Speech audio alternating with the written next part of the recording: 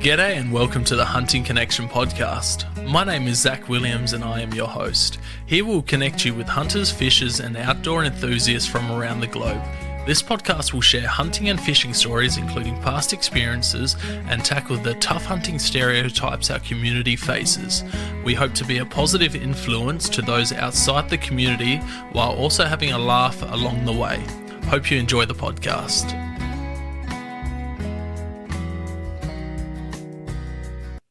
G'day and welcome to another episode of Hunting Connection podcast. On today's episode, I am joined by Dan from Hunters Rewards. How you going? Good day, mate. Yeah, I'm doing well. Yourself? That's good. Yeah, good, mate. Good. You know, Sunday night, but it's a long weekend here in South Australia, so taking that for advantage and going out for a shoot in the morning. Mate, while you're shooting, I'm working, but someone's got to enjoy it. Yeah, that's it, mate. That's it. You know, you guys get a lot of public holidays, we don't, so might as well rub the ones we do get in. Yeah, good stuff. So you've just, I've fumbled on that one majorly. How'd you get into hunting and fishing? All right, so hunting used to go away with my old man when I was a young fella. One of my uncles had a farm, sort of central New South Wales. Always used to jump on the back of the ute with them and probably more on the spotlight flicking around. But yeah, used to love it as a kid. Then sort of the uncle sold the farm, so we sort of moved away from that. Got into fishing as you do. Old man had a boat. He ended up selling that. And then come age of it, like when I was of age, legal age of driving, I guess, and all that, I started doing a lot more fishing with one of my cousins.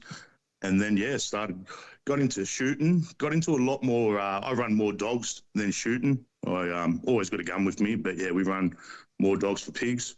Used to do a lot of deer shooting around the state forest, New South Wales. But yeah, sort of got over that, got more into dogs, a bit more of a thrill running through the scrub, chasing your dog, not knowing what you got, sort of thing. But yeah, that's it really. But yeah, just love getting out there with the boys. To me, I don't know, a lot of blokes cock off their dogs, this, that. But yeah, to me, it's just get out there, have a bit of fun with mates, do a bit of vermin control, help the farmer out where we can, and that's it. We put a bit extra money into the local communities, I guess, by doing that, because we tend to shop close and local to them. So, yeah. No, that's awesome. I haven't done very much pig dogging. I've been once when I was in New Zealand with a couple of Maori blokes, and that was just absolutely crazy. Full on like hill thick jungle type. Yeah, it was wet, muddy, and trying to keep up with those boys. Over there.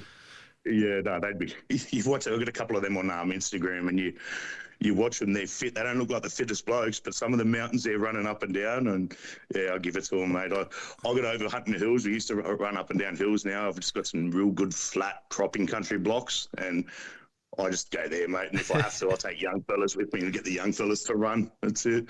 Nah, yeah. Oh man, they're built different over in New Zealand, and they're big boys too. But man, they're fitter than I'll ever be.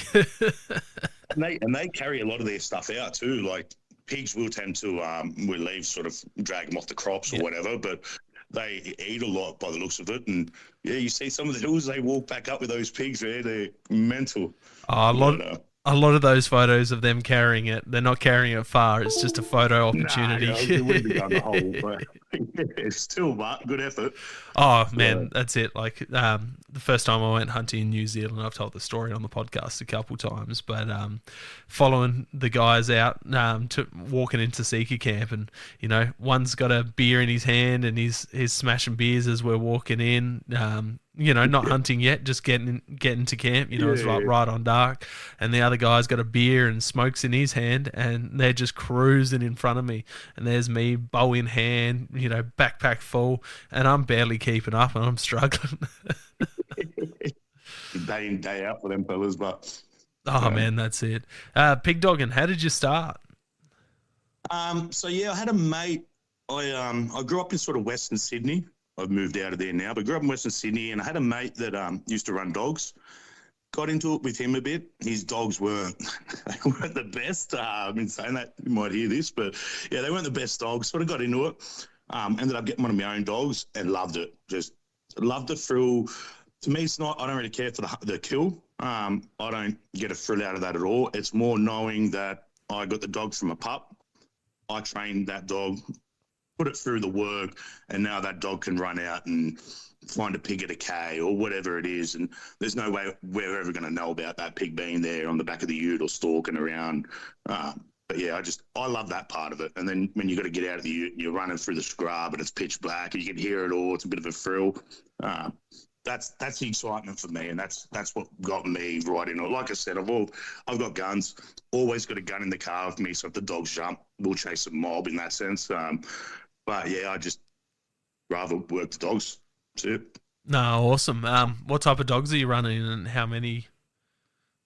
I've got a couple. I've got 5, probably more than average, but yeah, mixed breeds. I've got a Kelpie, Bully, Bull Terrier, Cattle Cross Bully, a big hairy Wolfhound looking dog, big powerhouse thing. But yeah, they've all got their part. A couple of them fine.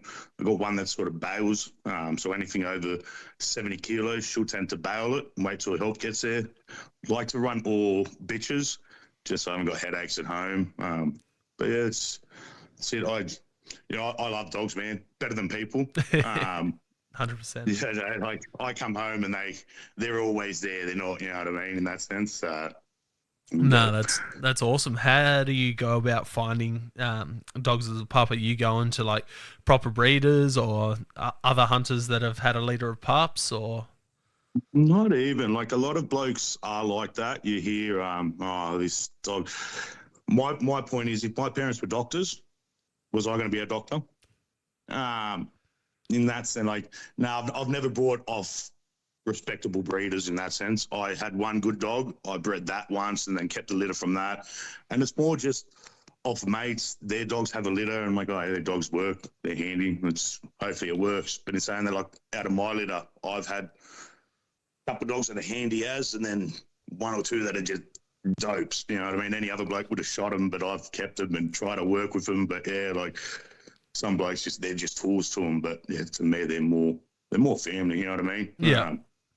That's it. So and yeah, I've spent some silly money at vets on them before. My first dog, I've probably spent up to probably close to 8 to 10 grand on it.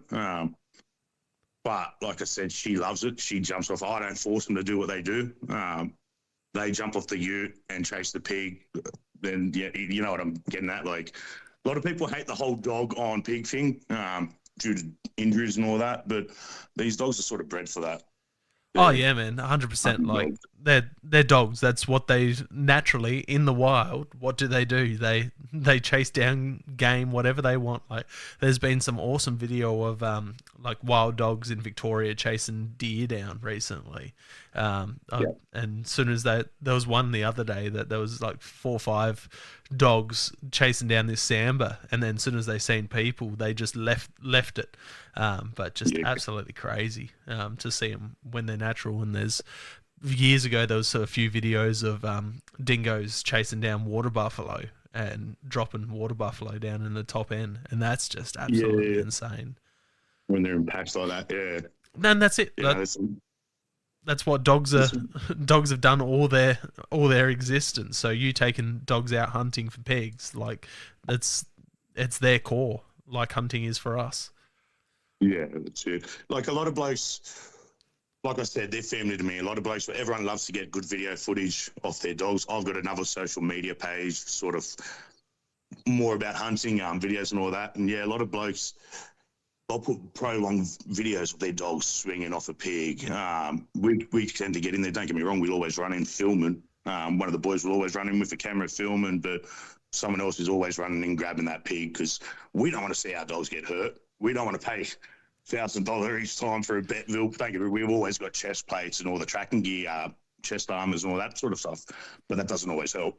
Are you carrying like special first aid kits out for the dogs, like staple guns and stuff like that? Always got that. Whether we're in a quad, buggy, we'll always bring. If we're walking, I'll throw everything in the backpack. But yeah, we've always got the bandage, that elastic bandage, staple gun, stuff to watch them. Sometimes we've got that blood clot stuff. Depends how bad it is. But yeah, we've done a bit of work in that sense. We've had to rush out to the vet late hours in the morning too.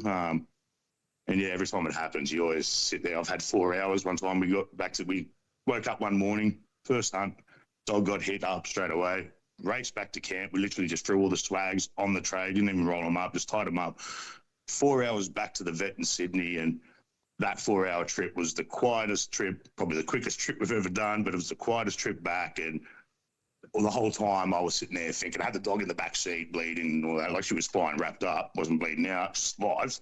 But yeah, just the whole way, just thinking to myself, is it worth it? Is it worth it? And gave that dog another chance and loved it. She's hasn't stopped since. You know, she's retired now, but yeah, like, didn't stop her one bit. She actually probably got more drive from it because she had more of a passion to get the bastards back. So, but yeah. Again, it's in their DNA, so of course they're not gonna be scared of getting hurt and whatnot. Like, you know, at least they have awesome owners like yourself, and you know, you've got all the gear to patch them straight back up and get them to the vet if needed. Like, they don't have that in the wild. Like, it's a do or die situation when they're wild dogs. And like I said, a lot of blokes, they're just a tool. Look, I grew up in Sydney. I've moved out central west now. I live in Mudgee. But yeah, a lot of blokes out here, dogs to them are just a tool. If they don't perform, they'll shoot it. Like a lot of farmers, I guess, in that sense, probably not good to say. But yeah, like, if they're not performing, if a stock dog's not performing, blokes just get rid of them. I find that pretty shit.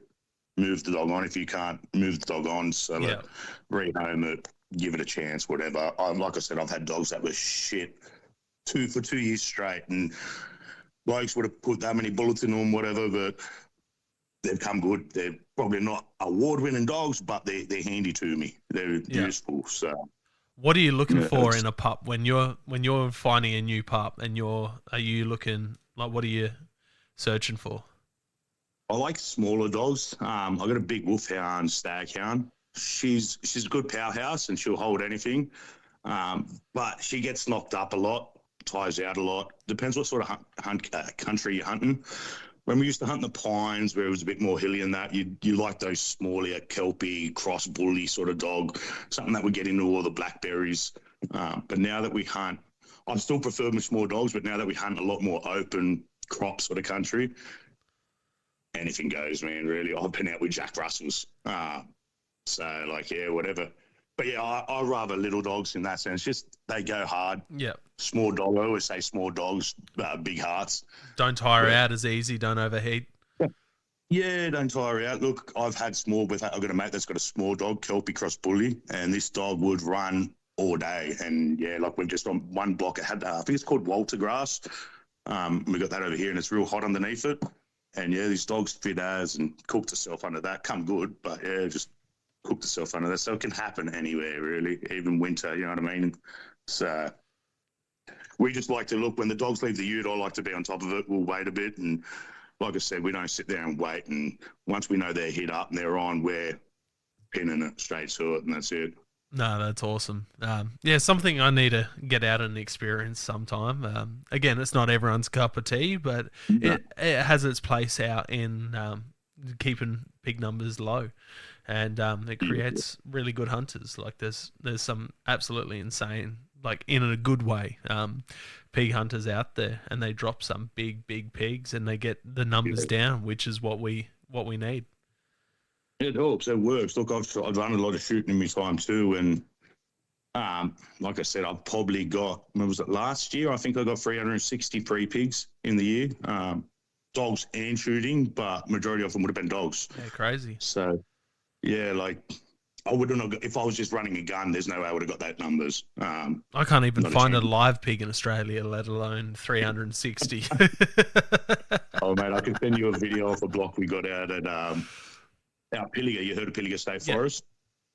Got a block that backs onto that. And we were out there just after New Year's. I got a video. It's not the best video because the bloke was in the back seat filming while we were chasing him through the paddock and that, but there would have been a good, easy 80 to 100 in this paddock, and I've never seen it like that before, Zach, in my life, and I'm not here to piss in your pocket. But yeah, like, I've never seen it like that, man, and it's crazy at the moment. Numbers are, so far for this year, I've only been out a few times, and I think I've got like 70 something. I've got it written down somewhere, but yeah. Insane. Stupid numbers. And So how healthy are the pigs are you catching? Like, are you keeping some occasionally for any meat for the dogs, or you wouldn't feed it to them? I do always knock legs off. When we're out there, we'll always knock a leg off or two. Always a sow. Yeah. But yeah, look, some of them are pretty healthy. I've got wog mates, and they'll use them for salami. And I've even got an old Macedonian bloke, and he swears best pork out. Don't get me wrong, we've got them. Like when you gut them and that, you look at the ribs and it looks awesome. It looks like meat you just like set of ribs you buy from the pub. But yeah, it's not for me. I'll never eat it. But yeah, for the dogs, we do. We used to bring home a lot of roux meat, tails and all that, or legs. But we found dogs were getting worms. Yeah. From that. But yeah, so I just tend to give them chicken drumsticks once a night and dry food. That's it here. But yeah, when we're out in the field, whatever we shoot, we'll always knock a leg or two off, cut a bit of meat off it, and that's it. Yeah, that's the funny thing with pigs in Australia. Like, New Zealanders, they'll eat nearly every single pig they catch. And then like America, depending where they are, they'll take a lot of that meat as well. I went to Mexico and we shot a few pigs and we cooked them up, and it was just fantastic meat. Like, really good. But it's one of those things with diseases, like you have to check everything for worms and what do we have out here? Brucellosis and a bunch of other stuff they get. Yeah. Brucellosis is pretty bad, I guess. I've never had it myself, never come across it, but yeah, from you hear stories and it affects you, it can kill your dog. But yeah, I've heard of blokes end up in hospital for weeks sort of thing from it. But in saying that, look, we had an older fella out in Sydney. He's Cambodian or something. He come from one of those sort of third world countries. And this bloke, every time I went pigging, would always hit me up, bring the pigs back for him. And I'd always take them back for him. And Sacco, to kid you not, we'd literally kill him, back of the ute and bring him back. Wouldn't even gut him, nothing. And we'd travel, 6 hours back home. And this bloke would love it, mate. He'd froth over him, man. And he'd always send me videos after of them all cut up. And it sort of make me sick, but hey, they eat them and they were good bite. Look at all the pro roux shooter blokes. Every pig, they don't do it. I think it's stopped now. But all the pigs are going overseas. Yeah. So, the dog boxes and stuff. Yeah, they'd get a few. And then even Audi, they were selling from time to time. They sell wild boar salami and stuff, and it's all like you read the packaging and it's like wild boar from Australia, which is pretty cool. It shows you that it is edible if you want to dick around with it and you get them in a good season. Yeah, no, look, Woolworths is down the road, mate. That's it. So, I'll stick there or the butcher. Yeah, it's funny. Like, when do you find that the pigs have the best conditions? Because I went up to Bathurst last year and hunted with my good mate Cody, and he was saying that he finds that the pigs are in better condition over summer up there because over winter the ground's too hard for them to dig, and that tends to be when they get more into roadkill and carcasses and stuff like that, is over winter rather than summer, which, like, being from South Australia and not hunting pigs much, I'd assume that it would be the other way around. But where he was saying that it's that way. He's probably right. Like, I've set up traps before. I've never really noticed that much in that sense, but we've set up traps before, and you put your molasses, your wheat, all that stuff in it, and wouldn't touch it at all. The next night, I'd have it set up for a couple of weeks, nothing touched it. The farmer would ring you up and come back out. We shoot a few roos, put a few roos in it. Boom, straight away, they were smashing the roos. So they're selective, I guess. This was that was probably more when the drought was on, so they were more feeding off the dead roos on the side of the road and stuff, so they probably weren't going for that cropping sort of stuff. But time-wise, we notice on a lot of our blocks, probably between 11 till 2, 3 is probably prime time, where they're getting around, whether that's been because they're right on the scrub edge, the Pilliga State Forest, they're moving back and forth. But yeah, certain times, everywhere's different, Zach, man. We've hunted blocks and you could prime time during the middle of the day. I had one block in central New South Wales, pretty much. It was probably because it was real hot. But we literally just drove around dam to dam and we'd clean up. There'd just be, and I've never had it like that anywhere else. Everyone's got that theory, just go to the dams when it's hot. I never really works for me. Besides that one farm, you know what I mean? And we're not idiots. We've hunted heaps, Yeah. but yeah, it's just, See, I guess every farm. that's what the bow Yeah, hunters that get big boars say. Like that's what they do. I had Scotty Stewart. I'm not sure if you know who Scotty Stewart is, but he's a notorious big boar slayer with a bow. You know, he grew up dogging and then moved on to the bow. But he was telling stories like because he'll go from trough to dam, and he shoots some incredible boars. And he said, like, you know, there's times that there's these big boars are laying in these troughs and they're overhanging, like their sides are overhanging these water troughs, and talking about them like actually just being big predators and taking out goats. Like he shared a video not long ago on Facebook and it blew up of this big boar just chewing on a goat. Yeah, I'm seeing that. Yeah. Absolutely crazy. Look, I've hunted farms, like there's one farm down the road here, and we drove one track, a sheep farm, just full of sheep, and we drove that track. Probably 4 hours later, we drove it again, and there was a lamb all chewed up in the middle of the track. It wasn't a fox. There was literally half a lamb, so like, and no guts, nothing. So yeah, like it would have been a pig, but yeah, they do some damage, and that's what a lot of people don't really sort of realise. Like me and you, we understand. Blokes in the hunting world, yeah, they understand, but a lot of my sister, I've got two sisters, right? One is the biggest animal RSPCA sort of person, you know what I mean? She hates it, man, like with a passion, but she loves my dogs. She knows they don't chase nothing else. She knows we look after the dogs and that, like if they get hurt, we do everything we can to fix them. And so she's sort of coming across in that sense. And I'll show her a video every now and then and show her like this one with the goat where the goat smashes. She won't want to watch it, but the more people see that, they tend to understand, oh yeah, that's sort of why. Or not everyone agrees, oh, we're just here to protect the farmer's crop or in that sense. But when they sort of see the damage they actually do, then they start to realise. Yeah, Scotty was saying that, you know, like his notice with like some of these big old boars that have lasted, like, you know, a few summers and droughts and stuff. He reckons they're almost 100% carnivores. And he was saying that there's like a 20-30 kilo goat this one caught and just was crunching and eating, and he's watched him just catch goats. Like he was saying that he went past one trough and the goat spooked, and then he's gone back there, and then the pigs had one of these goats and was devouring it. And what he reckons is the pigs have learnt his rotation of going through to the dams and have staked out the goats and waited there for him to spook the goats off of the water to catch the goats, which is just absolutely crazy. Oh mate, they have to be like one of the smartest animals I've hunted.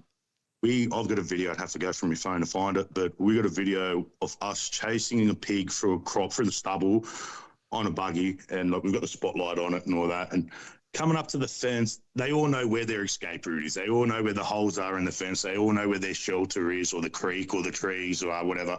But this prick knew. It would have been a good meter from the fence, man, but this bloke jumped for the fence, and like he didn't go under it. He went through like the wires and all that, and I was blown away. Like I've never seen a pig do that. You know what I mean? Yeah, they all run through underneath, but this bloke actually jumped for it and went through it, and spun me right out, man. Well, it is what all the anti-hunting greenie type people say, is that pigs are smarter than most dogs. You know, they've got a similar IQ to small children. Yeah. Which is crazy. Probably right. Especially wild pigs. Like, you know, if you get domestic pigs, they're probably a bit doughy, you know, like someone that's just been eating McDonald's all their life. And No, but I guess when you got to fend for yourself out there. That's it. And they're like, you know, because they're tiny when they come out, so they're avoiding everything from snakes to goannas to freaking eagles and absolutely everything. They're fiery little pricks when they come out, mate. We've caught some little suckers just to show the young fellas you pick them up, and yeah, they really try to have a go at you. Like you let them go eventually, but they fiery little pricks. They trying to bite your boot or whatever, but. Yeah, I've seen videos of people putting them in the back of their utes after they've caught little suckers, and you know the suckers are trying to go them and bite them and whatnot. In the cage or whatever, absolutely crazy. But suppose you have to when you're born so small and you're freaking candy to everything. But even just tough, like I don't know how much you've done, but like the pads they've got, the shoulder pads, like I remember an old post years ago on Facebook, one bloke shot one with a 308 and the bullet was still in the pad. I think it had dirt on it, but yeah, like the dirt, it didn't even penetrate the thing. But yeah, some of those pads like we've got, you could literally put your hands underneath them and like solid as shit. And then the tuss, some of the tuss they get, and wild. We find the younger ones are probably worse. The older they are, the tusk tends to curve more in. So it's still dangerous, but the younger, when they're more pointy shape, straight sort of thing, they do a lot more damage. Yeah, I shot a big boar in Mexico with a bow, and I celebrated it a bit too early, and I double shouldered him. Arrow, the fletching, like the arrow stopped on the fletching in his shoulder, and I just, both of his legs went out from under him, and he's just dropped to the ground. And I've stood up. I'm like, fuck yeah, like I've just got my first pig with a bow. Something that I've been wanting to do for ages, and this was 8 years ago. And I was over the moon. But as I stood up celebrating, his back ends just pushed himself up, and front legs were disabled, and he just freaking pushed himself into the cactus and just absolutely disappeared. Like, I followed his trail for freaking 200 meters, crawling through. So I had the bow in one hand, 12 gauge in the other, and I'm crawling through the cactus, following his blood trail, and it, like, just from the drag marks from his front end. And I'm not sure if you know what javelina are, but they're like a small little pig. They're an old world pig from North America, and they look identical to a pig, but they're about 20 kilos. They're tiny, but they're real hooky little buggers, really aggressive. So I'm crawling through them. They're running everywhere, because what you do over there is you bait the roads with corn. So they do scented corn, and they have these feeders that they put out, and you set them to go off 3 times a day. But then you've also got one that you put on the back of your car.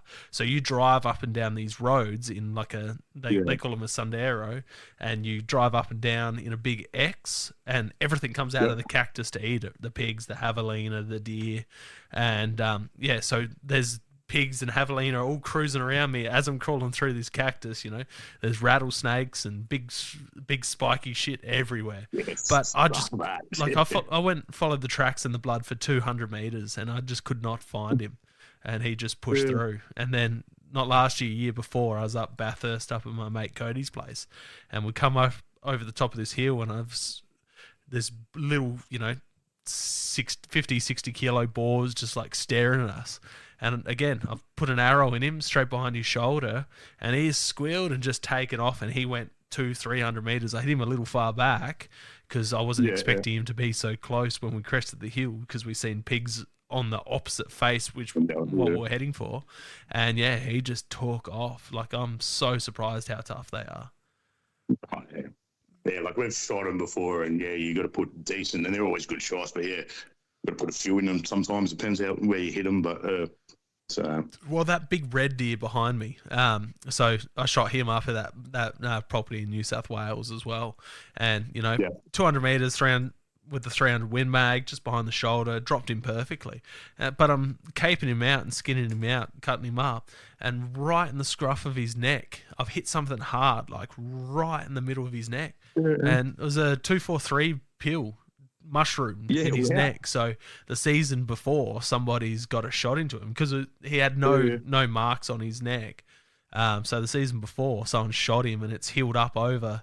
And it's just this projectile covered in a pus ball, but that's just crazy. And he's not a small red either, so no, but it didn't affect him. And what, you can actually establish that it was a 243. Yeah, it's like mushroomed up. Yeah, right. That's like cool. it hadn't broken, it just mushroomed. So because the pill that I shot him with my the 300 Win Mag, that stopped on the opposite side, just behind the skin. So I was able to get 2 pills out of the one deer.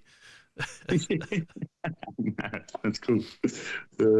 Which will go well with when I eventually hang the mount in the new house. You ever gone with dogs down there with deer? I haven't. I've gone in South Australia. It's not, a few guys run some dogs, but they don't really hunt behind dogs like they do in Victoria. I've gone out with pointers in Victoria. and Yeah, that's just absolutely insane. Like it's so that'd be cool to all right. see Yeah, how switched on they are. yeah, Like yeah. That'd be a different ball game altogether, I guess. they just pick up stuff that you don't. Like Yeah. it's like I've only played with thermals once or twice, just like testing them out, and it's pretty much like dogs have the built-in thermals. Like they just pick up Oh, absolutely everything. It's so cool. yeah. Game changer, those thermals, mate. Absolutely game changer. My dogs have gotten lazy, I reckon. I've got one there, and yeah, I'll probably tend to use that more than the dogs now. We just pull up to the gate and have a look. Nah, there's nothing, boys. Keep going. But yeah, they've handy, man. Like if they come out, use it. I'd never look. I got given one from local gun shop down in Sydney. But yeah, I couldn't justify paying for them. Now they've gone down a bit.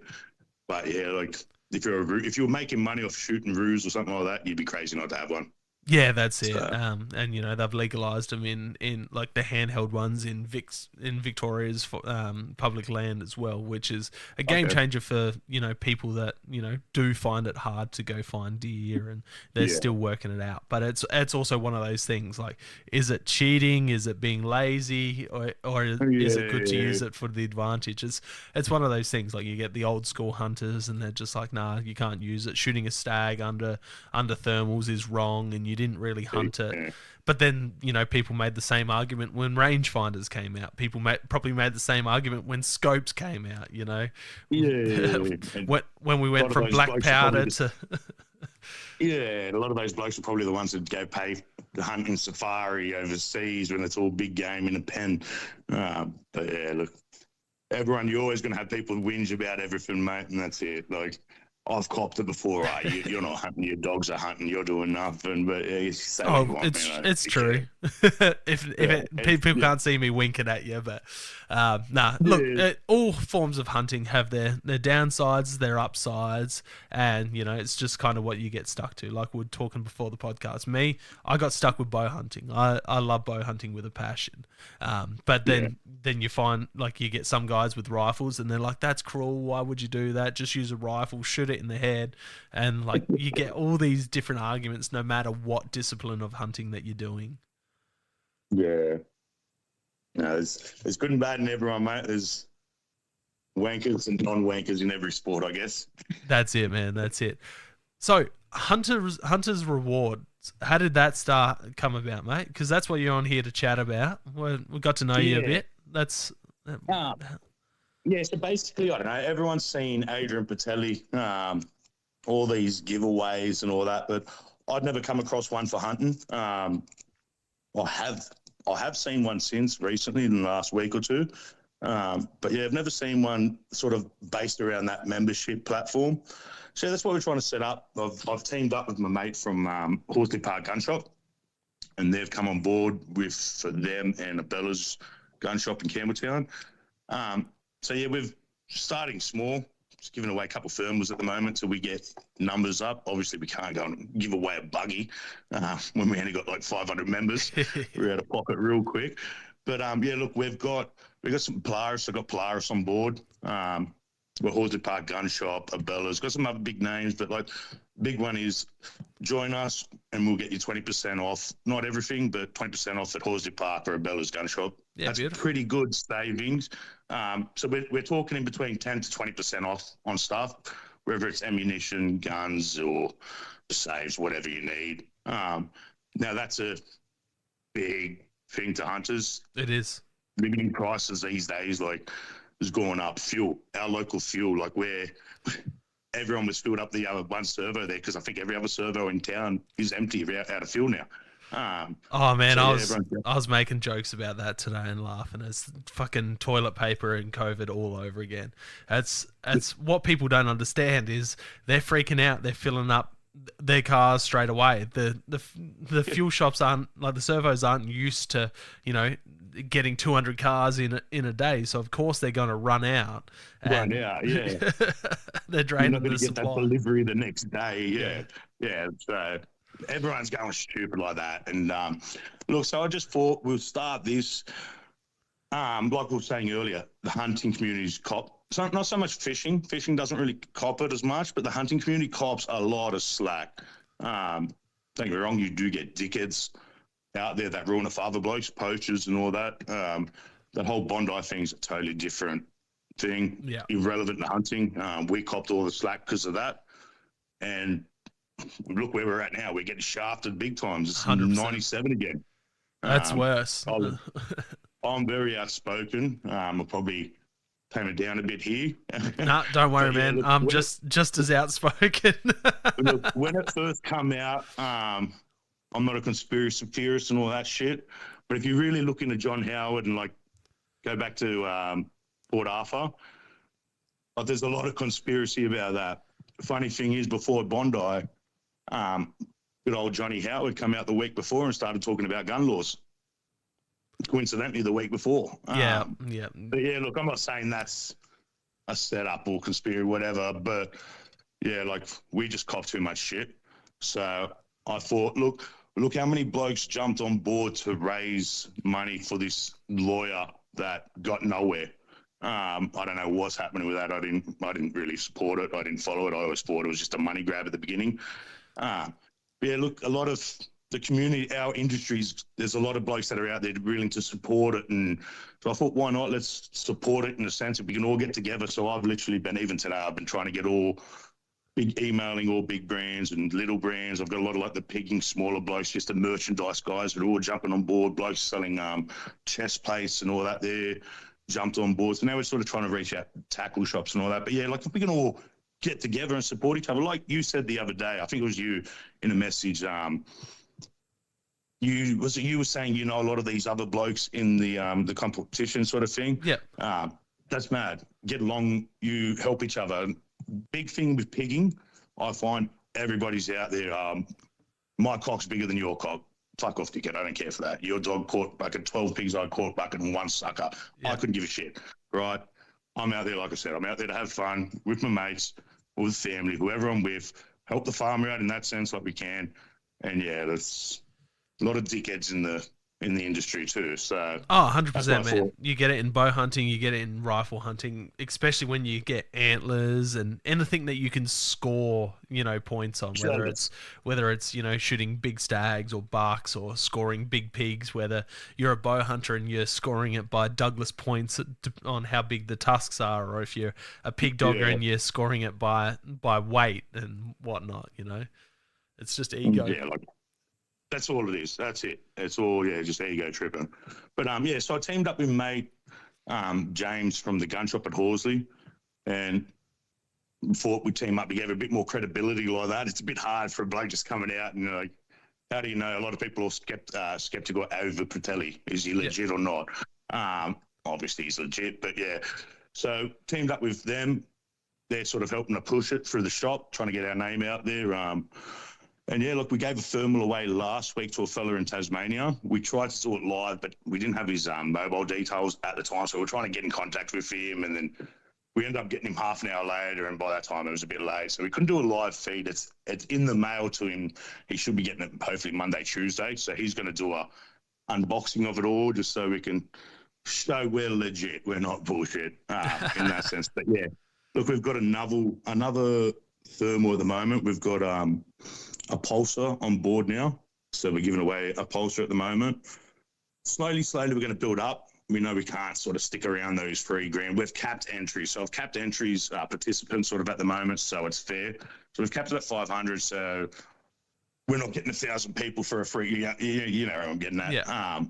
In that sense. And then slowly, we're going to build it up. I'd love to give away a buggy eventually. Look, we're not here. We're no pretty boys out there behind the camera trying to dress off and give away Lambos and all that sort of stuff. But if we can help our fellow hunters, like the bloke from Tasmania, man, he was wrapped when I eventually got him.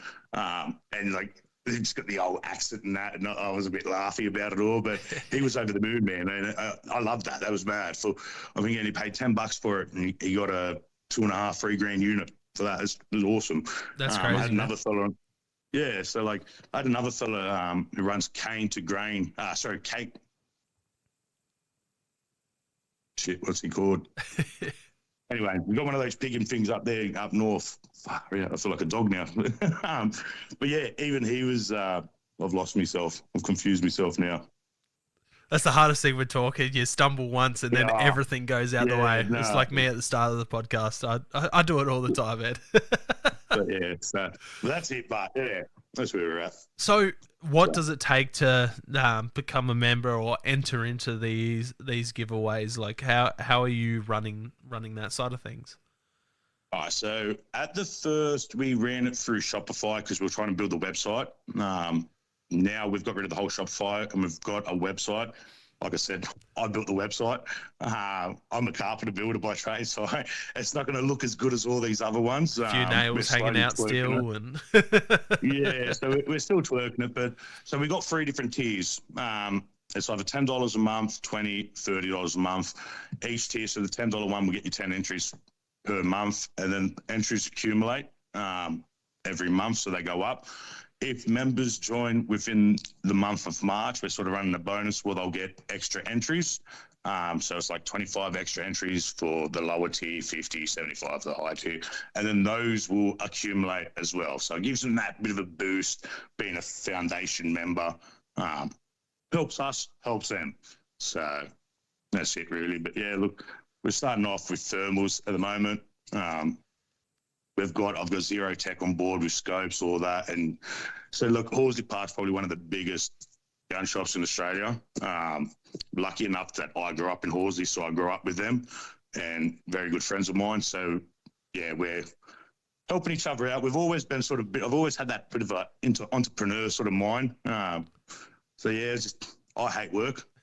don't we all? I'll be the first one to say it. I hate work, and if I can do something else in life and hunt full time, I'd love that. But yeah, that's the dream. So, Wouldn't we all, man? Wouldn't we all? yeah. So, are you just going to stick it as gear for now? So, like, scopes and this and that, or are you going to work your way into giving away hunts as well, like some other platforms do?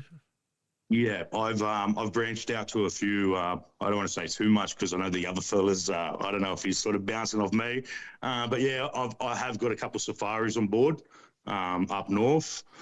I've also been reaching out to like fishing charters, some of the bigger ones up north. We can get ones down New South Wales, Newcastle, all around WA.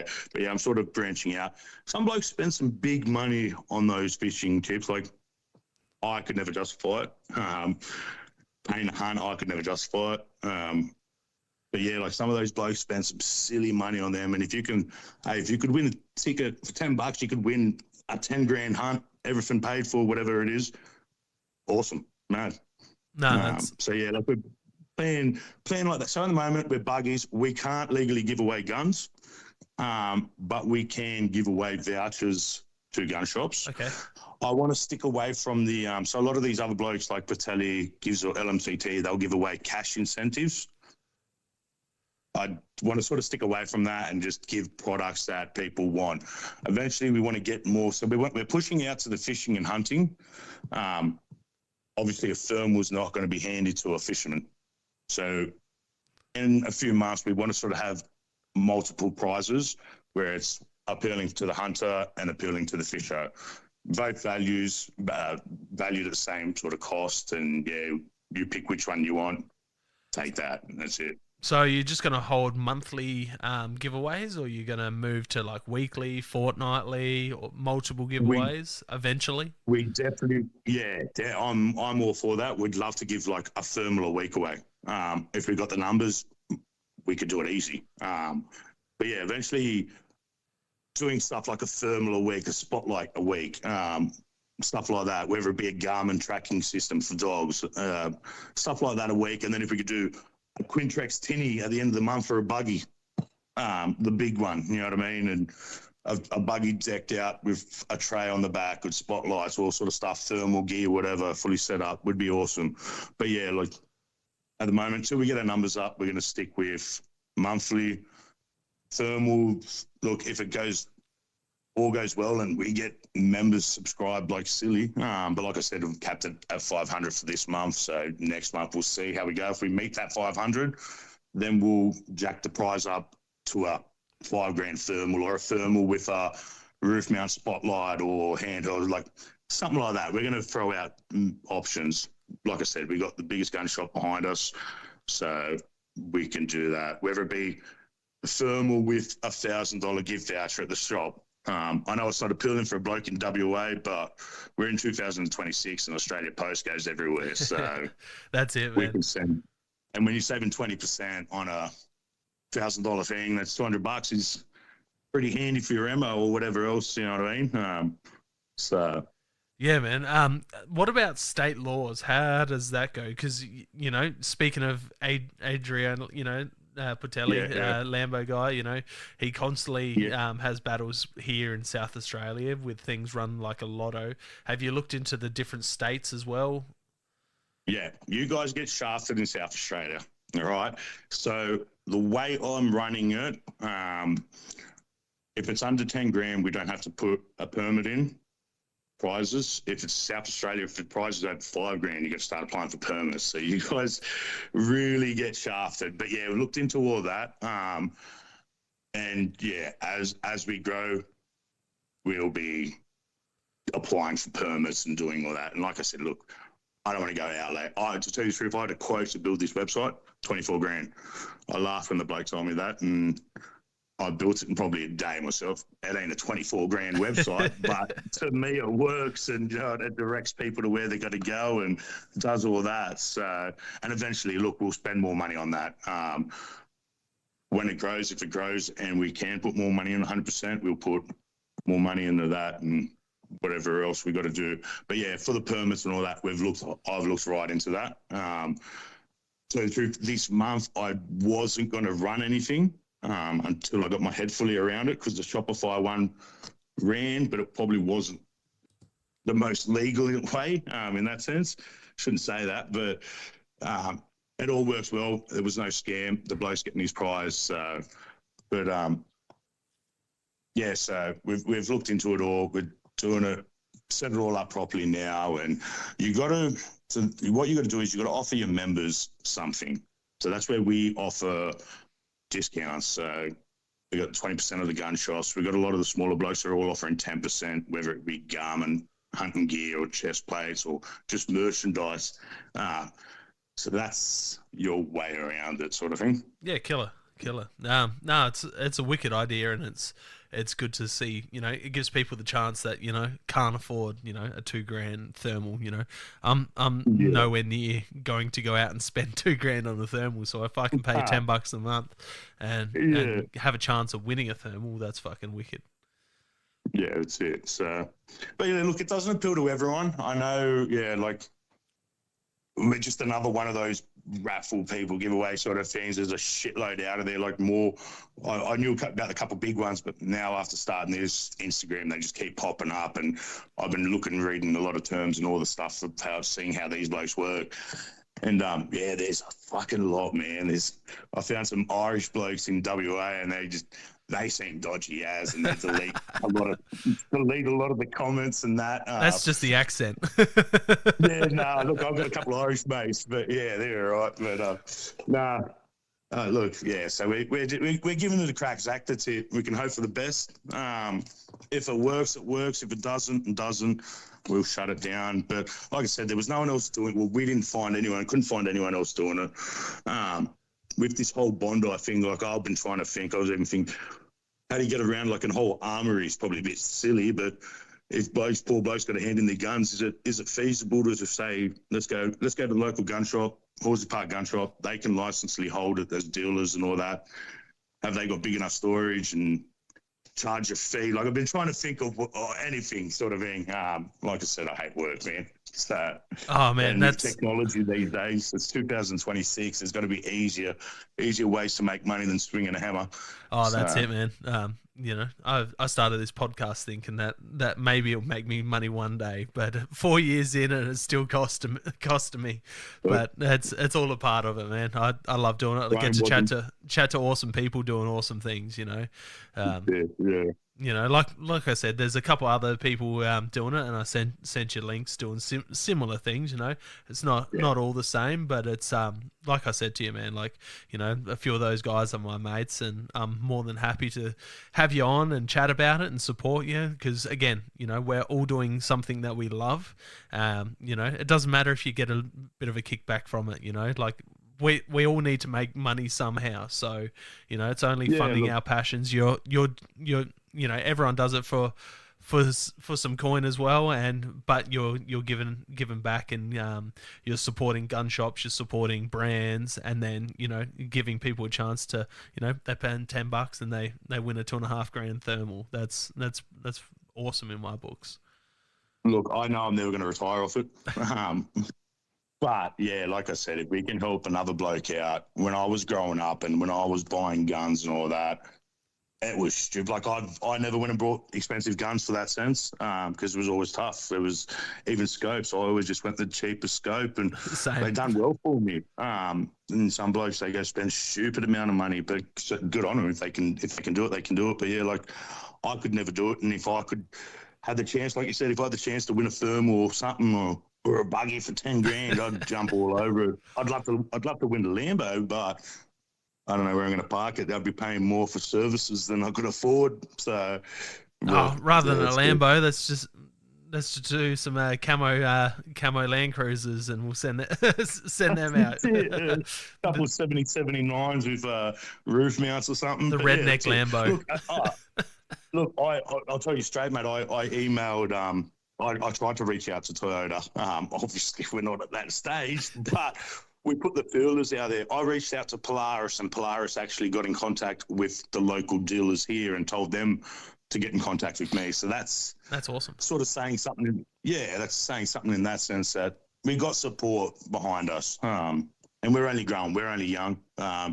We've been around for a month. And yeah, we've got fun. We're paying for ads to get it out there, but we've got a bit of fun. That's it. No, that's awesome, man. And look, the hunting community is getting more and more supportive, with, you know, different types of entrepreneur stuff that's coming through the hunting community, and, you know, everyone wants to get involved and help out another guy. And again, when you're giving away stuff, that's gonna grow your support even more, because people love giveaways.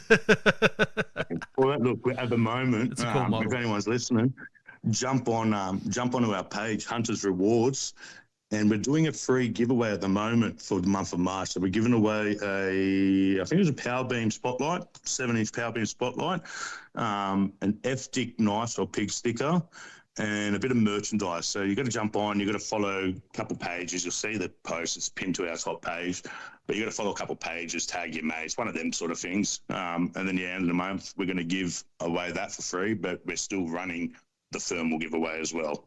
No, it's awesome, man. It's awesome. You know, like you were chatting about firearms, and you're not going to go down that side of things, but you're going to look at doing gift vouchers. That's a really good thing. I know that, I can't remember what rifle company it was, but they were doing a rifle giveaway, and everyone's like, "Oh yeah, let's do that," and jumped on it. And, you know, I filled all my details out, and then, you know, a couple of days later, they got contacted by the SA Lotto Commission or whatever it is, and they're like, "Yeah, nah, that's against South Australian law. You have to tell all your South Australian guys that they're not allowed to have a chance to win it." Dangerous goods, that falls under dangerous goods. So again, I've looked into it all.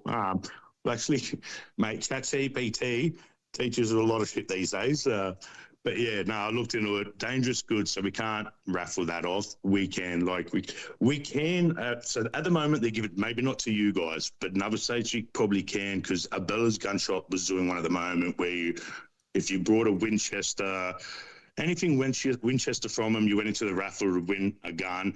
But then your name got pulled out of the barrel, and then you pretty much just purchased that gun for $1. Yeah. So you won it for the cost of $1, which is, you're still winning in my eyes. There's ways around it. Yeah, there's a lot of, mate, even with the whole shooting, when it comes to like everyone with the whole bolts in your guns, I don't know what it is down there. A lot of, you're going to take your bolt out, you're going to take your bolt out. It's a recommendation.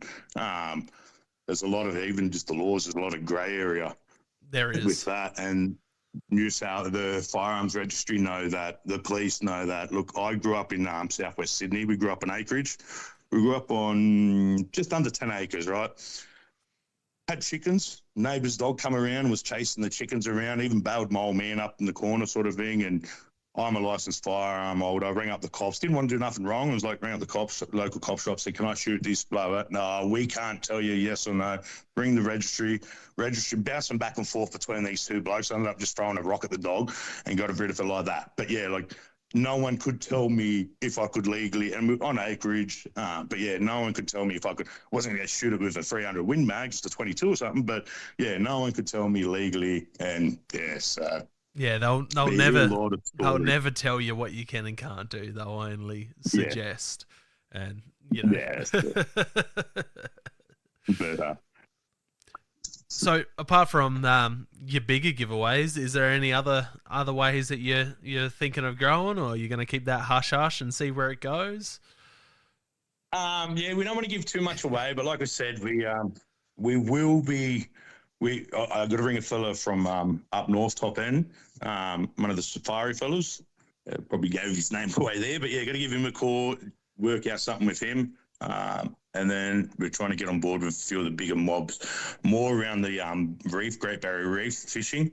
Try to get a couple of them blokes on board and take someone out there on one of those motherships would be awesome, man. If you could send someone away for a week, overseas. Haven't even thought about that yet. That's still a long way off. If we got to that point, oh, awesome, man. If we could send someone over to Africa and all that, unreal. Doesn't it? Look, my partner, James, they've done a lot. They get sent away with the gun shop. A lot of their suppliers send them away. But he actually went to Africa and shot some of the big stuff over there and showed me photos and all that. It looks sick, but doesn't appeal to me, man. Even traveling from overseas, look, I'm European background. I'd rather travel here. I just come back last year, went to Cape York. I spent a month up there and I loved it, man. I'd rather be scrubbing it somewhere else than going overseas, and you know what I mean? So. Oh yeah, man, it takes all sorts. It's me, for me, it's the experience of, you know, hunting new critters, seeing new environments, and eating new things. Like when I went to Mexico, I ate rattlesnake, I ate bullfrogs, I ate the javelina, you know, everything, because we're in Mexico. You know, you can't just get bread at the local shop. So we're getting all tortillas, and we're cooking everything on coals over mesquite, which is the native wood in the area, mesquite, you know, like it gives it an awesome flavor. So we're eating rattlesnake, we're eating bullfrogs, we're eating pig, venison, everything on wraps, you know, with you know, all different Mexican spices. There we go. Stuff. Yeah. No, but yeah, so look, if we could send someone over, yeah, they're awesome. That'd be unreal. If you could send someone to Texas and they could swing out of a 50 cal out of one of those, you know, whatever Gatling gun out of a chopper or something would be unreal. But yeah, I don't think that's even going to happen. Hey, yeah, look, dream big, mate. Dream big. It could. That's it. Yeah. So, but yeah, for the time being, we're sticking with thermals for a couple of months. Then yeah, we move on to buggies, boats, tinnies, and then yeah, packages if we can. Mate, if we could give away a Land Cruiser towing a new Polaris, we'd be pretty sick. But yeah, has to be all sign written though. You have to have hunters rewards all over definitely, it. Yeah, and they have to have it on for like minimum of 2 years. It'll be engraved into the bonnet, mate. Don't worry, that's it. But yeah, there'll be some sort of clause you can't remove nothing. So free advertising. Oh look, and that's how I've gotten a lot of blokes on board. So to bring people on board, a lot of these smaller blokes that can't really offer us more product-wise, more merch, like the blokes that's more merchandise sort of thing, bringing them on board, and I'm promoting their business. So if you jump on the website, all their pages are on the website, and then that's got links to their pages. So like we're pushing people towards them. I had a couple of blokes, again, pigging blokes. Oh, what's in it for me? Remember, mate, you're not doing nothing. Your website's getting promoted. You're literally sitting back. I'm pushing customers to you. Whether you offer customers a 5-10% discount, we're pushing blokes to you. You're getting sales, you know what I mean? But that's just another pig hunter, you know what I mean? Yeah. Oh, look, a lot of people are like, what's in it for me? But, you know, for me, getting you on here, it's helping you out. It's getting you exposure. It's showing, you know, listeners like, you know, that might not be able to afford, like we said, thermals, giving them a chance to win some awesome gear. So that's what it's for me. It's about growing the community and getting everyone involved. So if if you need to tag me in stuff, and just tag me in it, and I'll share it. No questions asked. I'm affiliated with a couple of smaller brands, but nothing that's going to get in the way and of me sharing that stuff. And I'm going to be sharing my mate's stuff and all of that as well. So for me, it's just everyone grows together. A rising tide. Stick together. Yeah, a rising tide. Otherwise, raises all ships. That's right. But yeah, like if we start all turning on each other, we're just giving more ammo to the government or the Greens, and yeah, it's it. So we'll shoot ourselves in the foot there. Might as well just hand all our guns back straight away. Yeah, man, that's it. Oh, touching on something you were saying about, armories and people having their guns over at armories and that. We did a big collaboration podcast, and we were chatting about different ways. And I was saying we should do like a gift a gun. If one state bans it, or you have, with the limits, you have too many, you gift it to a friend, so that you can still use it when you're with them, but it's in there. So push buttons in New South Wales. All right, I've got a friend in South Australia. He's going to register it now. So just rather than hand it into the government, share it around. Well, like one of the local builders here in town, he's got a couple of young fellas working for him. Blokes had no interest in buying or having guns and all that. This bloke's got a few guns he's got to get rid of. So yeah, he's putting them now through their license, paying for all. He's actually going to keep them all on his safe, which he legally can. But yeah, he's paying for all their bullshit, register them all in their names just to get around it. Which, mate, so be it. If you got to do it, you got to do it. But yeah, and it's crazy. I don't know if you've seen on the news, how many more people are sending in permits now. They've shot themselves in the foot. More and more people applying. That many wives that never had interest in guns have all of a sudden got permits all quiet now. So. Stop them, really. But it's typical government things. They try to do what they think's going to do good, and it ends up backfiring for them. Like our premier a day or two ago. So his government created all these marine parks here in South Australia, and we're having a huge algae bloom at the moment, and it's killing a lot of our coastline. It's just no one's catching squid. Heaps of different fish species have just vanished from the Gulf. Some people say it's from the floods, and that's what the government's saying. It's all the chemicals and the extra, bits and pieces that have floated down the river and flushed out to sea, and it's created algae bloom. Some people are saying it's the desal plants here that are ramped up over the summer and before this algae bloom kicked off. They're pumping all the salt brine back into the oceans. Salt raises water temperatures. But so he's been really promoting fishing here in South Australia because we got our elections coming up, and he wants to get fishers' votes and all of that. But he was on social media, and someone took him out, and he was out fishing, but all the photos, he was smack bang in the middle of a marine park that his government, which is a no fishing zone, and people did not let that rest. Every one of his posts now, it's the photo of him in the marine park fishing, and people posting the sanctuary zone outline and where he is, and all of his social media campaigners have just tried to wipe all the photos off, but it just keeps on getting posted back up. But they're shocking with that. So, we like I said earlier, normally I ask, top 5 dream animals anywhere in the world, but you've already chatted about how overseas isn't really for you, which is cool, which is fine. It'd be cool to shoot a tiger or a lion or something. Just to say I've shot one. A giraffe, I don't know. I just had a mate, he's over in Africa as we speak, American fella, but he just shot a nice big bull giraffe with a bow. I'm going to get him on in a couple of weeks when he's back from Africa, but he's dropping some cool critters. So he saw it from a partner, he was saying, he shot a giraffe. I think he was saying the giraffe keeps running or something like that. The head falls down or something, the giraffe keep running by the time the blood, whatever. But for that experience, But then again, I could never justify spending the money. I'm probably a bit of a tight ass in that sense. But I'd rather drive 2 hours down the road and run me dogs and spend 20 grand to get over there. And it's cool. It's mad. Don't get me wrong. And I I see the whole conservation, all that sort of side of it. Nothing against it, but yeah, the whole. I'm a tight ass. Okay, it just comes down to Zach. That's it. Think of the neck chops in a giraffe, though. Like how many stews and barbecues you could just get out from the neck chops on a giraffe. Yeah, well, it doesn't go to waste anyway. All the villages and they like you look into it. From what I understand, all those animals are bred for that reason.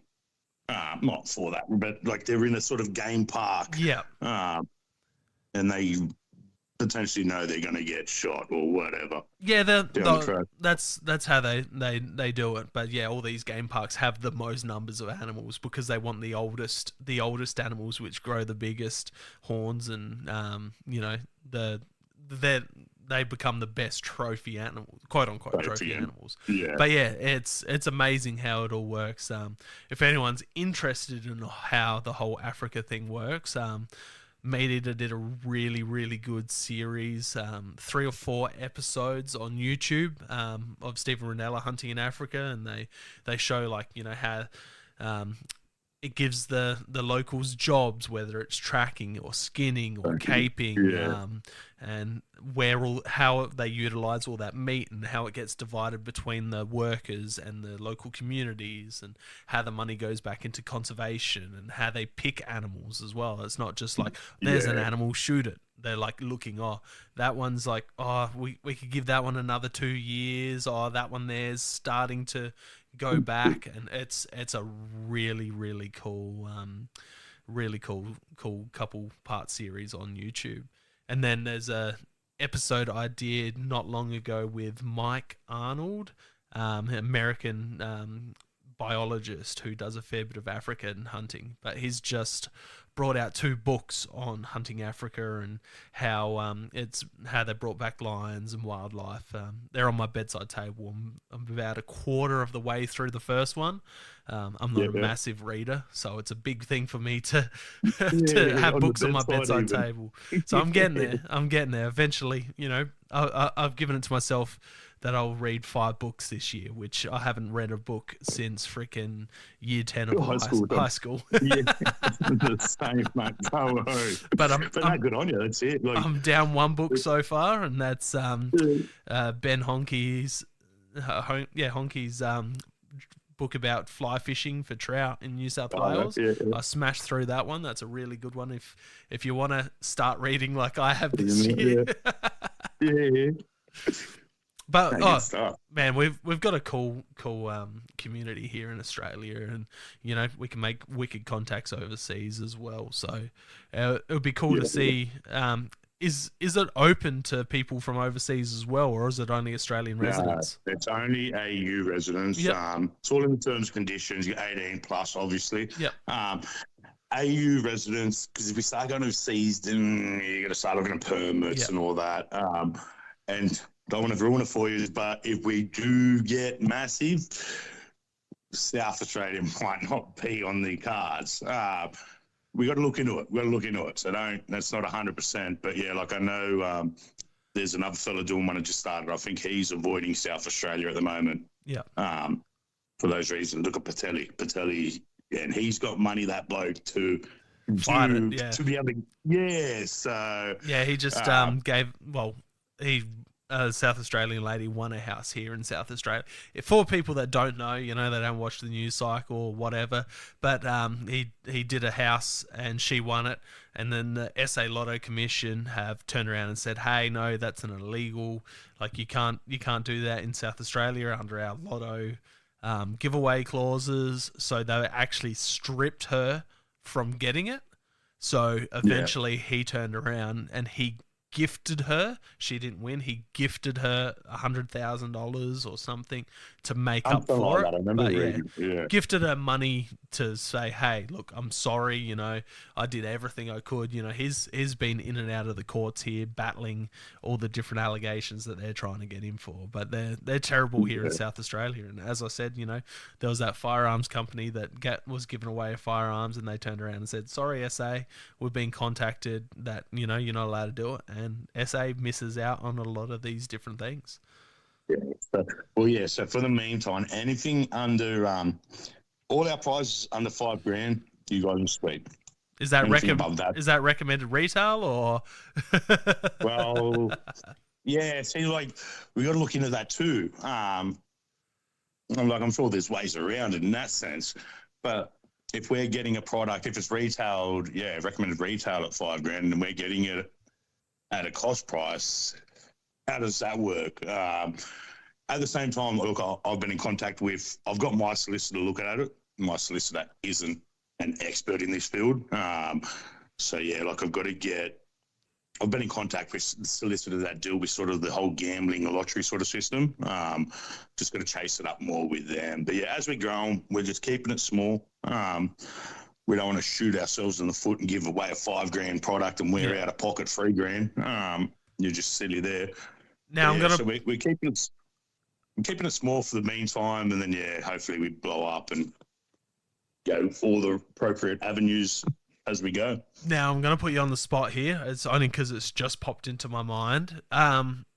Giving back conservation wise, is there anything down the track that you're looking at doing? You know, whether it's like donating a little bit of money here for like wetland projects or whatever, like because you've got a lot of these organizations down Victoria, New South Wales, that do all this duck wetland habitat improvement, and there's all these other different little organizations, a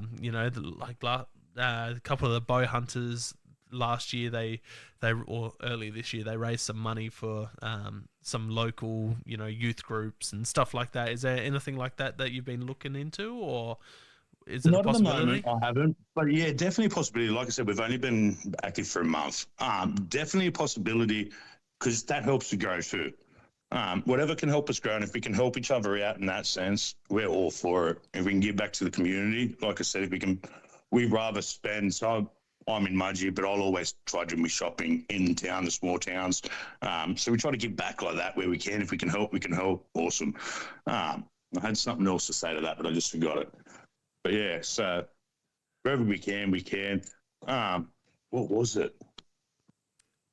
I've lost it. All good. It's just something that popped into my head. Like I said, with Meat Eater, I listen to a lot of Meat Eater. They do like a game show where they give back to conservation. Like I said, those couple bow hunters, they gave away some bows and stuff like that, and all the money went into some local like men's youth group or whatever it was. I'm all for the men's mental health. And yeah, like if we can even take blokes out and take them for a hunt, in that sense, probably not best idea to run around with guns, but whether we take them out pigging with dogs or whatever, take them fishing. If we can organise something like that, that's awesome. Like, I'm all for that. I've had a couple of mates that have suffered bad in that sense. I've lost a mate before from it. So yeah, if we can, I'm all for that, man, big time. Going back to the whole charity thing. To tell you the truth, it's if we jumped on that board, it's actually more of a legality-wise. It helps us in that sense, because due to laws and all the bullshit, you can get around it a lot more and not need permits if you're doing for charity reasons. I'm not saying that's what we'd want to just do it just for that benefit, but yeah, like if we can help a charity out, mad, awesome. That's awesome. But yeah, more for that black dog, the men's mental health and all that sort of stuff. Yeah, man, and like it's a big issue. I find mental health tends to be not as big in the hunting, fishing community as guys are getting out, but everyone else has their own struggles. I was chatting to a mate that I lost contact with a while ago, and his had some battles with his own demons, and I was blown away with it. I'm not going to get into it because it's not my story to tell, but yeah, it's just one of those things, and I'm sure you'd feel the same. For me personally, I've never had mental health issues. I'm a pretty happy, outgoing guy. But if you are struggling, reach out, send a message. I'm always happy to chat to someone. I'm sure you'd be the same. Everybody's pretty happy. I mean, that's the hardest part for blokes to reach out. I'm the same as you. Probably I've got a strong mentality. Don't get me wrong, I've been down. We've all been down in the dumps, whatever. But never to a point that low. But yeah, the hardest part, I think, I've actually just found out when my mates around the corner here reached out to one of the boys he works with. I grew up with this bloke all my life, but reached out to one of the boys he works with and broke down to him. And when I first heard about it, I was a bit blown away. I was like, nah, he's not. You wouldn't pick it. But yeah, the more I learned about it, I was like, wow, you like I said, never picked it. And yeah, like I'm glad we actually spoke to the bloke, because you don't know where it would have ended up. Yeah, it's crazy. I've lost a few people, some guys that I played rugby with in early days and some school friends and that. But yeah, it's just crazy. Like, I was blown away when this certain fella reached out, and yeah, it's just one of those things. You have to let people know that you're always there, no matter. And like, I don't really leave any messages unread, and if I do, I apologize. It's because I open them up just before I'm going to the gym and then forget to message later, because I'm awake for 4:30, so I don't want to be messaging people back at that time of the morning. But yeah, feel free to reach out if anyone's having any issues. And it's been a dark few months for a lot of people, especially with what's happened with Bondi. Their friends and family are going through crazy times. Like it's a touchy subject, but the Muslim community, like the hunting Muslim community, is going through tough times. Everyone has their own views on that, but I've got some good friends in the Muslim hunting community, and they're really struggling with what's happened and all the hate that they're receiving. And as we were saying earlier, we all got to stick together. We're all in it for one thing. We're all a part of it. I have my views on a lot of things, but for me, it's the people. It's not what they believe in. It's the person itself who I'm judging them on. So I don't care whether you're Christian, Catholic, Muslim, whatever. If I've got to put it bluntly and mind my language, if you're a cunt, you're a cunt. If you're a good person, you're a good person, and that's how I'm judging you. No, I'm all for it, mate. Look, I'm Catholic, right? Probably not the most. I actually used to go to church up until I was probably 20, 21, by myself even. But yeah, I was going hungover from the night before. It probably wasn't the best idea, so I stopped doing that. The Holy Spirit's got to you. Yeah, but look, I used to work for a Turkish Muslim bloke, man, and like go back to September 11, everyone was, Muslims this, Muslims that. After working for this bloke, man, this guy would bend over backwards before some of my best mates or most Catholic blokes I know. We used to go, us young fellas, like apprentices, we used to go to Bunnings, and we'd just be little pricks, and we wouldn't pay for something. We go back to the site, this guy would go, you should look at the receipt and go, you didn't pay for the fibre or the timber or whatever. He would go back that afternoon to Bunnings and say, hey, look, the young fellas didn't pay for this, blah, blah, and pay for it. You know what I mean? Like, they're not all, like, there's good and bad in everything. That's it. Like, yeah, like, they cop a lot of slack for that shit. And, yeah, like, I stick up for him in that sense. I stick up for anyone that does good in my eyes, Yeah, and there's a lot of people that do. Like, mate, look how many priests used to touch boys back in the day or whatever. No religion's the same. Like, there's good and evil in every religion. Me personally, I'm not religious. Family members, they are friends, they are good for them. Yeah. As long as they're not preaching on me, I'm fine with that. But like, there's the way we don't want to be labelled because of what happened, because of Sydney, as firearm owners and hunters. We don't want to be tarnished because a couple of bad eggs did the bad thing. And the Muslim community, they don't want to be tarnished by a couple of fellas that have done the wrong thing as well. So that's how we're going to look at. I'm probably going to cop a lot of flack from that. I've copped a lot of flack from it since it's happened. But it's just one of those things. We've got our communities, and like my community, my church is the hunting community. Like, that's my people. So no matter what religion someone's from, that's my religion's the hunting community. That's it, mate. You treat others how you like to be treated, and that's it. That's it. That's like, Well, yeah, I'm not going to go there. But yeah, you shit on me, mate. I'll shit on you twice as hard. That's it. So, Oh, it's a tricky subject. I'm sorry I brought it up for no, good you brought up. But yeah, like a lot of people, you probably might lose some followers because of that. But so be it. And if it is, it is. But you're just weak. They're just weak individuals, I guess, in that sense. That's it. So, 100% agree there.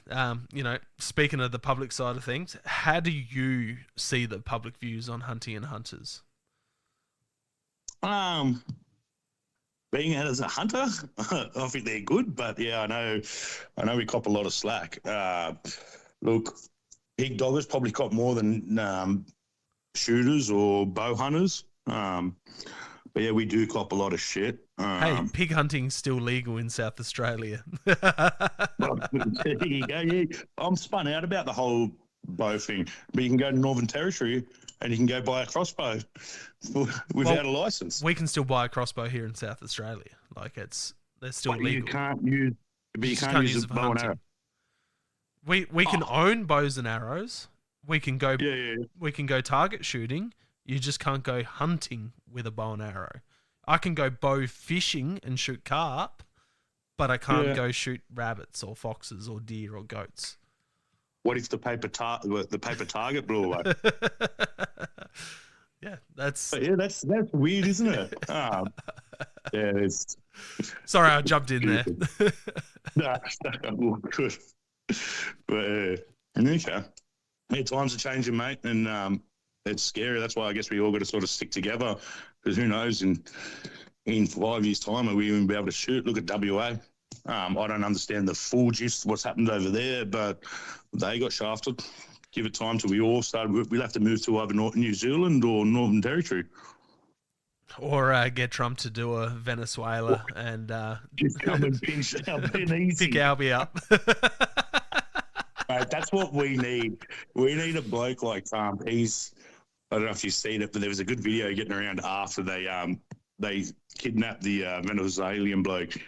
And yes, he's straight up. The guy doesn't fuck around. He doesn't bullshit. If he says he's doing something, he's doing it. That's it. So, he's a controversial figure again, but I like that controversial stuff. Yeah, no, it keeps you on your toes a bit, doesn't it? It does.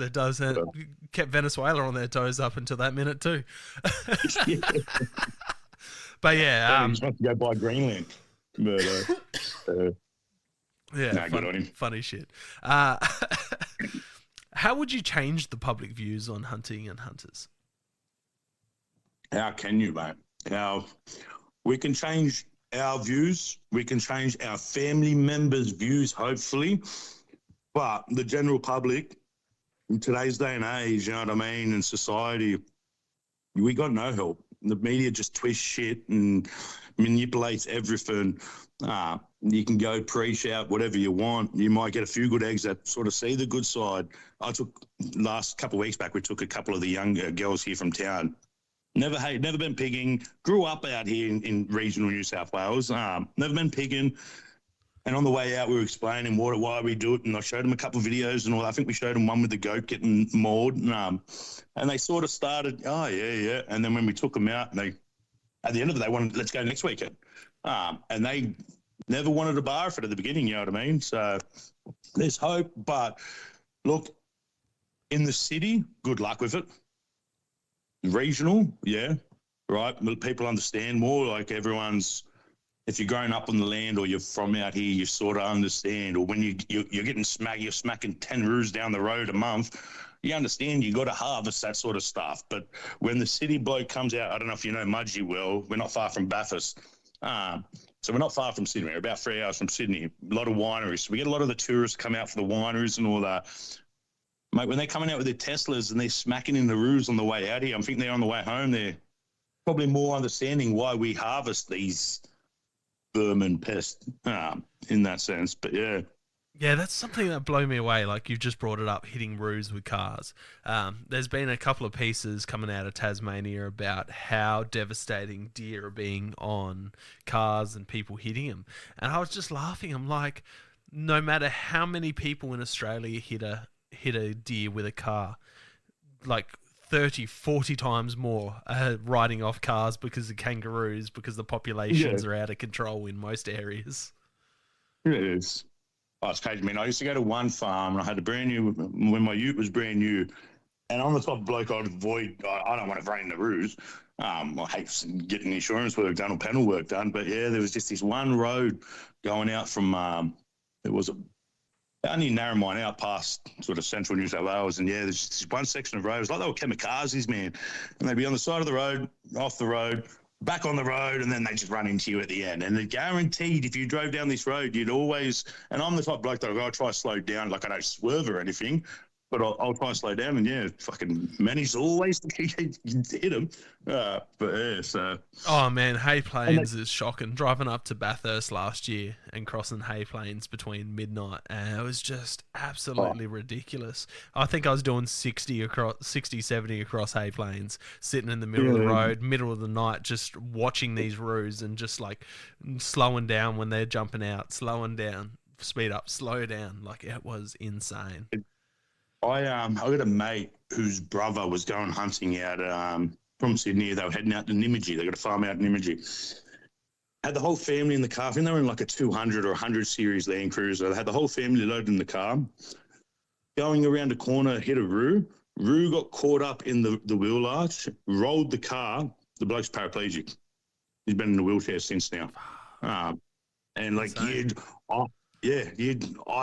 wombats worry me.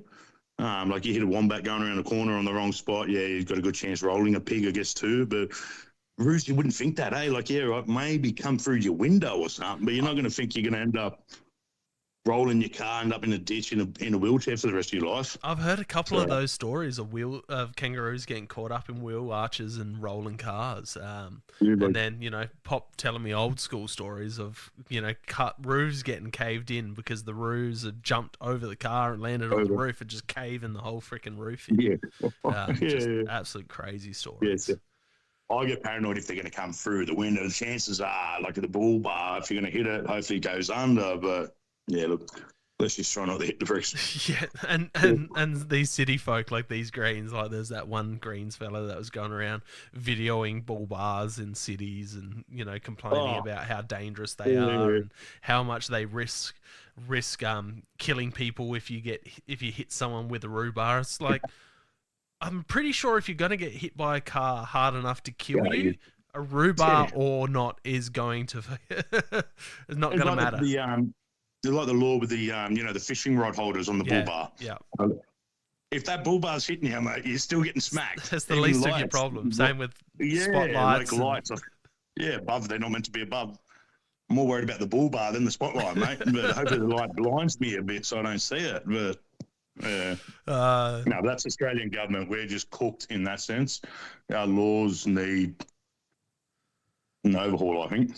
Oh, 100%. Like I've said a few times, and I said it on that collaboration podcast we did a while back about the new laws getting rushed in. Australian firearm laws are made by people who have only ever watched John Wick and James Bond. It's like if our road rules were written by someone that's never driven a car but only watched Fast and the Furious. Yeah, no, I agree. I know what you're saying. Yeah. You nailed it there. At the end of the day, man, what is hunting to you? Look, I grew up in Sydney, so I grew up probably 3 hours away from. I grew up in acreage, but we could shoot rabbits and stuff on, but not a great deal. But yeah, look, I actually moved out of Sydney because I loved it that much, man. I moved to regional New South Wales. I was coming out here running dogs probably every second week. Did a bit of motorbike riding out here too, but yeah, I just loved it and hated Sydney. I got moved out during COVID when all the big, all the commotion, all the shit, and I just wanted to get out of Sydney. So, and now having a look back, man, the people out here being regional are the best. A lot nicer mentality than Sydney, and I get to go hunting after work if I really want to. So, win-win for me. Food-wise, I don't eat too much. Like I said, we mainly hunt pigs. We did used to shoot a lot of deer back when I was in Sydney and out of the state forest, and yeah, we'd cut them up and cook a bit of it, but yeah, mainly just pigs, and that's it, just the conservation side of things, I guess. No, that's awesome, man. That's a good answer. Appreciate you coming on. If people have enjoyed what they've heard, where can they find you? How can they become a member to get a part of these giveaways? And what's your website? All right, so they can jump on our Instagram page, which is Hunters Rewards, or our website, which is huntersrewardsco.com.au. All the details is on our Instagram page. On our website, they become a member and basically follow it through there. Our website, like I said, probably doesn't look $1 million like Patelis and all these other blokes. Give us time. It works. We're legitimate. There's discounts. We offer discounts. If you'll find my details, my mobile number's on the website. So if anyone's got questions, I wasn't there to hide. I put my phone number there. So if they want to ring and ask anything about whatever they want, they can give us a bell, and we'll go through it all. I've just jumped on the website now, checking it out. I'm just filling out the subscribe button as we speak. There we go. Yeah. So subscribe to the newsletters there and checking out the website. So yeah, we're basically just working on it. Before I got on the phone, I think there's a timer at the bottom that hasn't got the right date, time to the end of the comp maybe. But yeah, I was just working on that before. Still got to do a bit of fine tuning there. But yeah, look, it's working. Everything's working. Oh, we I like the different tiers. Campsite bitch, weekend warriors, elite hunter gatherer. That's great. That's fantastic. Yeah, probably a bit of take into it there. But yeah, you can see it sort of explains it all, mate. If you got any opinions or anything you think we should change in that, let us know, because I'm open to ideas. No, there's some cool brands there. There's some cool shops. You know, like you said, Hornsley Park Gun Shop. You got Zero Tech. The one that you couldn't spit out before, Cane to Grain. Cane to Grain, that's it. Pig Hunting Supplies, Yamaha, Bella's Gun Shop, Complete Angler, Cape to Cane. You got Outback Piggin, Outback Cartel, Always Living the Good Life, Sporting Bullies Australia, Station Co Australia, one I'm familiar with, Coast to Country Australia. I've got a couple of their croc plugs. And some gear from when Into the Dark was last Fox-tastic weekend, which is a fox hunting competition that's coming up in March. Another good opportunity for people. But yeah, killer website, easy to navigate. You've got a banner that goes across the top as you're going through. I'm going to get rid of that. That doesn't get in. I've been trying to work. Like I said, man, I'm a builder. I'm not an IT bloke or a web designer, but I put that in doing some code, and I've been trying to. Yesterday, I was doing my head in for hours trying to delete that.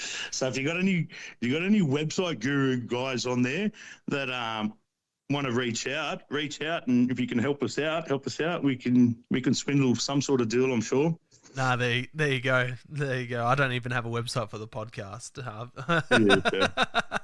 So if someone is a guru and wants to help us both out, that's it. Reach out. No, good stuff. Easy, man. Thank you very much for coming on. Thanks for reaching out. I always love it when people reach out and ask to come on and have a chat. But again, if any of your posts, tag me in it, put me as a collaborator. I'm more than happy to share anything you put out. I really enjoyed chatting, and all the best. I'm keen to see how much you guys grow and how big you guys get, and all the different giveaways that you're going to be doing. Thanks, mate. Thanks for your time. Appreciate you letting it come on, and give me a few minutes to have a yarn. That's it. Anytime, man. Anytime you want to come on. Same. Like if you want to come on with any of your collaborators or sponsors or whatever, any guys you're working with, and you want to have a chat, more than welcome to jump on anytime, man. Yeah, I might speak with my partner from the gun shop and see if down the track maybe he'll jump on, and maybe we can offer your members something. No, that sounds good, man. Anytime you guys are more than welcome on. Easy, mate. Have a great night, and hope you enjoy the podcast. Thanks, mate. Catches. Thank you for joining us on another episode of Hunting Connection Podcast. We hope you've enjoyed our discussions and gained valuable insights into the world of hunting, fishing, and the outdoors. To stay connected with us and never miss out on an update, please be sure to follow us on social media, all at Hunting Connection Podcast. We appreciate your support and would love for you to share the podcast with your friends and family. Don't forget to tag us in your hunting photos on social media and let us know about your experiences. Your feedback is invaluable to us, so please take a moment to subscribe, rate, and review the podcast. Together, we continue growing and delivering more captivating episodes for all hunting enthusiasts. Stay connected, stay informed, and keep pursuing your passion for the hunt. Until next time, happy hunting.